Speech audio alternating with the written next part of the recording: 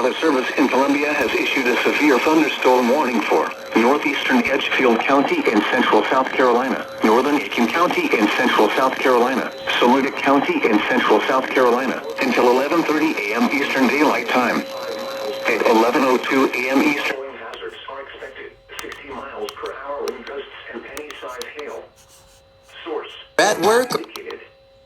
The following impact expects damage to trees or 9 miles northeast of Belvedere, moving northeast at 35 miles per hour. The following hazards are expected: 60 miles per hour wind gusts and penny-sized hail. Source: radar indicated.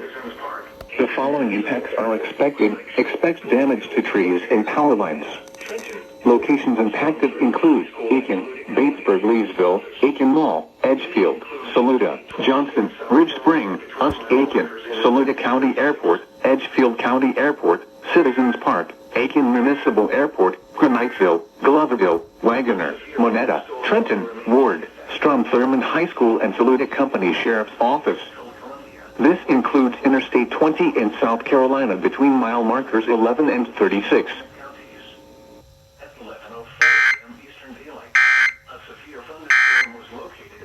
Unprovoked.